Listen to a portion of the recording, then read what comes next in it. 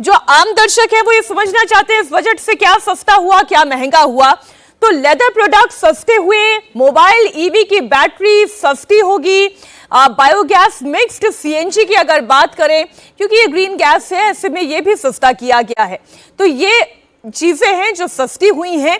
Cancer की 17 दवाएं सस्ती की गई हैं, 7 गंभीर बीमारियों की दवाएं भी सस्ती की गई हैं।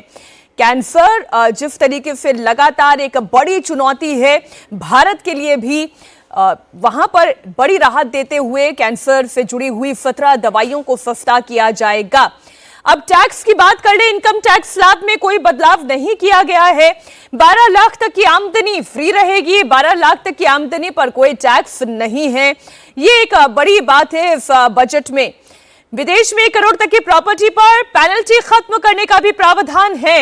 ये बड़ी जानकारी इस बजट से निकल कर आ रही है। हालांकि बजट के बाद शेयर बाजार की गिरने की खबर आ रही है, ये एक बड़ी जानकारी आपको दे दें। इनकम टैक्स स्लैब में कोई बदलाव नहीं किया गया है। 12 लाख तक की आमदनी को टैक्स फ्री कर दिया गया है।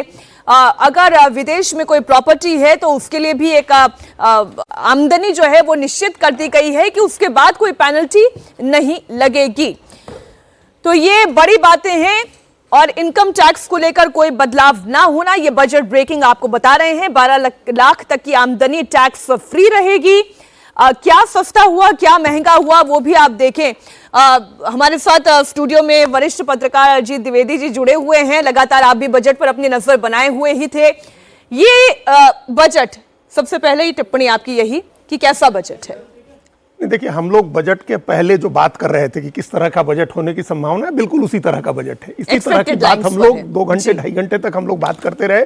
बजट भाषण का पहला 20 मिनट, आप ध्यान करिए, 20 मिनट से ज्यादा उस मैन्युफैक्चरिंग सेक्टर पर था जिसको हम लोग बात कर रहे थे कि मैन्युफैक्चरिंग को बढ़ावा देना है, क्योंकि हम लोग जो विदेश के दूसरे देशों के साथ जो व्यापार संधि कर रहे हैं उसमें हम नए इकोनॉमिक जोन बनाने होंगे, नए अवसर पैदा करने होंगे। 7 मैन्युफैक्चरिंग के 7 अलग अलग उसके बारे में उन्होंने पहले ही बताया, जिसमें बायो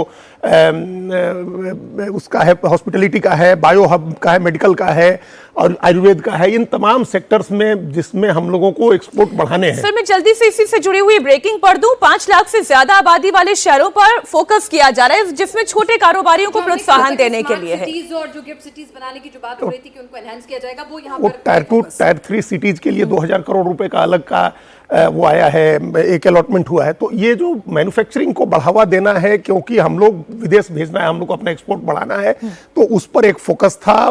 बेसिक पॉलिसी डॉक्यूमेंट है जिसमें, लेकिन बजट के बाद शेयर बाजार में बड़ी गिरावट देखी गई है। तो फ्यूचर एंड ऑप्शंस की ट्रेडिंग पर जो अतिरिक्त टैक्स लगाया गया है, कि यह उसका रिएक्शन है या फिर बजट को अभी रीड किया जा रहा है, समझा जा रहा है कि मार्केट में कितना पैसा आएगा, कितना इंडस्ट्रियल सेक्टर को फायदा मिलेगा? ये जो फर्स्ट इमीडिएट रिएक्शन है, नीजक रिएक्शन, अजीत जी, किस वजह से तो शुरू जब बजट भाषण शुरू हुआ तभी से गिर रहा था। ये उस समय भी कोई ऐसा नहीं था कि ग्रीन जोन में था ये बजट, उस समय से भी गिर रहा था। अभी पढ़ा जाएगा, समझा जाएगा। जिस तरह की उम्मीद की जा रही थी उस तरह का मान लीजिए कि बजट अभी नहीं आया है। बहुत सारी चीजें वित्त मंत्री ने, आप देखिए, पढ़ा नहीं है उन्होंने, किस सेगमेंट को, किस सेक्टर को कितना अलॉटमेंट हो, वो पढ़ा नहीं है। 1900 अंक, आप सोचिए ना, 1900 अंक से ज्यादा की गिरावट शेयर मार्केट में, 1900 अंक से ज्यादा की गिरावट, 2000 अंकों की गिरावट हो गई है।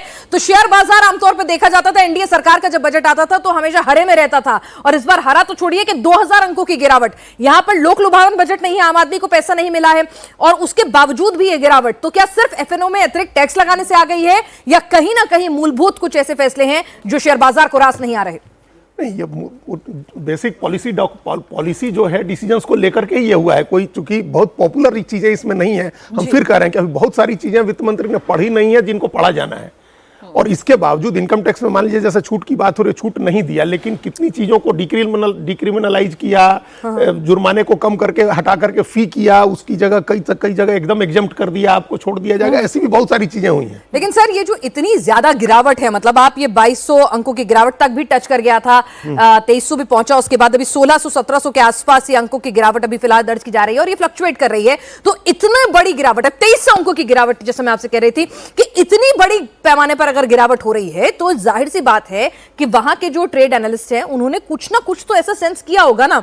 आपने फ्यूचर एंड ऑप्शंस पे जो अतिरिक्त टैक्स का प्रावधान किया है, बहुत सारे लोग होते हैं जो एफएनओज में ही डील करते हैं क्योंकि इसमें ज्यादा मेजर चंक ऑफ प्रॉफिट और मनी बनता है। बिल्कुल, तो उसमें उसका वो टैक्स बढ़ा 1 से 3% करने की बात कही वित्त मंत्री ने। हो सकता है इसका रिएक्शन हो सकता है कि कुछ और एक्सपेक्ट कर रहे हो जो अभी ट्रेड कर रहे हैं, ट्रेडिंग करने वाले लोग जो होते हैं। ये तो कोई ये जो मैक्सिमम जो इन्वेस्टर होते हैं छोटे, वो तो नहीं कर रहे होते हैं, नहीं तो ट्रेडिंग करने वाले लोग होते हैं। अगर उनकी कुछ और उम्मीद रही होगी जो नहीं पूरी हुई है, उसकी वजह से शेयर मार्केट गिर रहा हो सकता है। अभी कितना सुधर सकता है, अभी 1.5 घंटे की और 1.5-2 घंटे की ट्रेडिंग होनी है, उसमें कितनी देर कितना सुधर सकता है ये भी देखना होगा, क्योंकि बजट के डॉक्यूमेंट्स अभी पढ़े जाने हैं, सब लोग पढ़ेंगे। अभी तो ये फर्स्ट इंप्रेशन पर ये बजट गिर रहा है।